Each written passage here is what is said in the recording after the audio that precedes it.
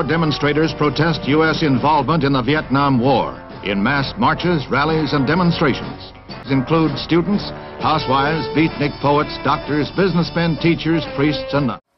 Well, the first time I went to a protest, my mom was worried about me going, so she went with me, and we kind of more watched than anything else. And it was very peaceful. It was more of like a sit-in. We gathered, there people got up and spoke about the war, and there was some music. I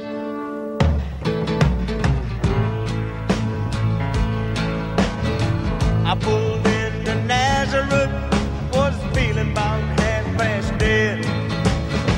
I just need some place where I can lay my head. As time passed, things I was involved in, they became more violent and more intense and more, I wouldn't say violent, but they were more confrontational, more intense. The police, and I really don't know why they would try to, they would want to contain you and keep you away from the downtown businesses or away from things, and of course that was just like an invitation for everybody to get really agitated and start moving in another direction. So there would be conflict between the police would be out in the riot gear, they'd throw tear gas and people would disperse. It was kind of like, looking back now, I mean, it was very dramatic to be a part of. A lot of yelling at people, people standing on the side of the road and yelling at the protesters, throwing things. I mean, just the arguments that people would have, just that there was a disdain for young people. I remember going down, I lived in Eugene then, I remember going down toward the campus, walking along with my friends. Of course, we wore, like, you know, bell-bottom jeans and had, you know, long hair, and I'm sure we looked like hippies or whatever to them. This was just what you wore then, but I remember people saying things about, you know, young people and the long hairs, and just older people not just disgusted by you, but older people being afraid of us. Like, if you'd be in a group of kids, older people actually fearing you. There was a big difference in the way we dressed and looked and acted than the parents. It was very obvious. There's no doubt about that. Everybody who's ever done any hitchhiking in their life knows that basically we can't lose. When you sit out there and hitchhike, you see in the front seat, they're the parents. And they kind of give you this real scared, contemptuous look as they drive by you. But then in the back seat, as they're going away, you see all the kids, and they're going... And we got the kids on our side, and we can't lose. We just can't lose. My parents had lived through World War II, and my dad was in the Army during the Korean War, so their viewpoint was more that they felt that if our country was involved in a war, that we were doing right and we were looking after others in the world, and they started out being much more supportive of the war. My generation was more against the war than my parents' generation, definitely. I felt more and more horrified by war, and there were a lot of images that we would see on TV and in magazines. I remember we would get Life magazine, which was a pictorial magazine. It was very popular, and I mean, there were things that we don't see things on the media now, like the war in Iraq, like we saw. You know, like people, the monks that burned themselves in the streets, and the people executing other, and they had, in the news, they'd have there'd be a newscast on there, and in the corner they would have the body count for the day. How many Americans killed? How many Viet Cong killed? You know, to see that every day, and then you would see the film of the bodies coming home. I think it was two things that really hit me. The image that stuck in my mind was of the girl running with after she'd been napalmed, and she's burning and running with the napalm all over her.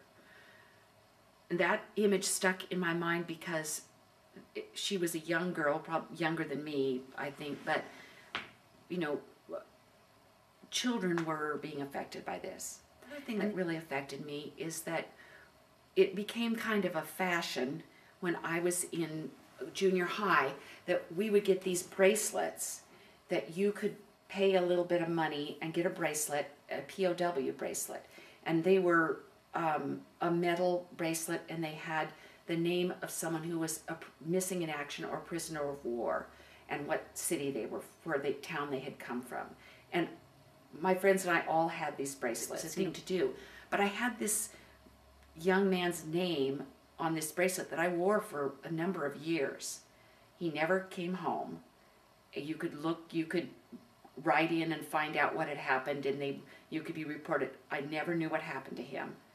And I wore that, and I thought about this person who I had no idea anything about him, but, you know, I thought about him, that he was lost and his family didn't know where he was, and I think that brought things home to a lot of people.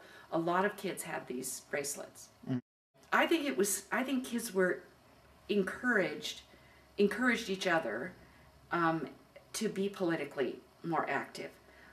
We had seen things like the Freedom Riders.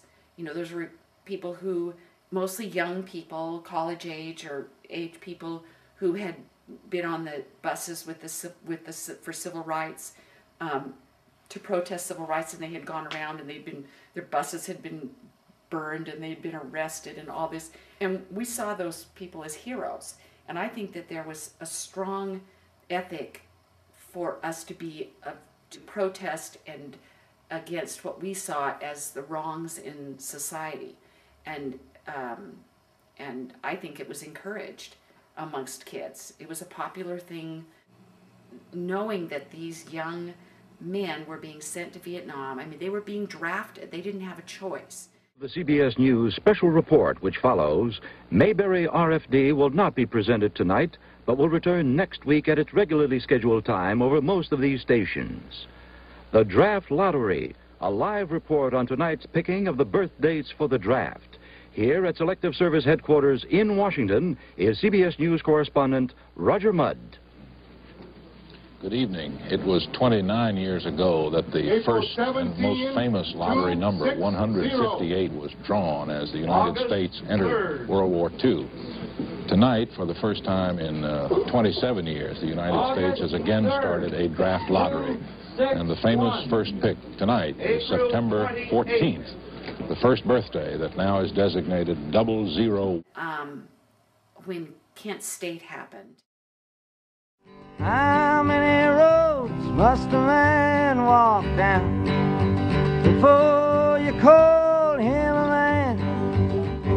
Yes, and how many seas must the white dove sail before she sleeps in the sand? Yes, and how many times must the cannonballs fly before they're forever banned? The answer, my friend, is a blowing in the wind. The answer is blowing in the wind.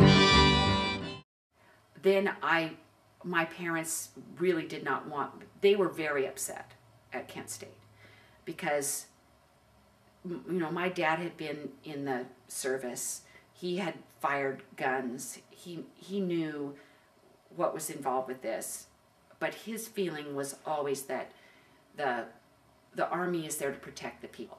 And when we saw that footage of Kent State, and the fact is the National Guard, you know, they lined up there and they shot at college students. I mean, that they were afraid of the college students or whatever. Things got out of hand. But the point is, it was soldiers firing on kids. And my parents were horrified by it. And they did not want me going to be anywhere out there where the National Guard was going to be out there with guns. And from then on, that everything was way more tense. It was a different picture. It really changed the country. It changed older people that had been able to say, oh, these bad kids, but they just saw these were just college students.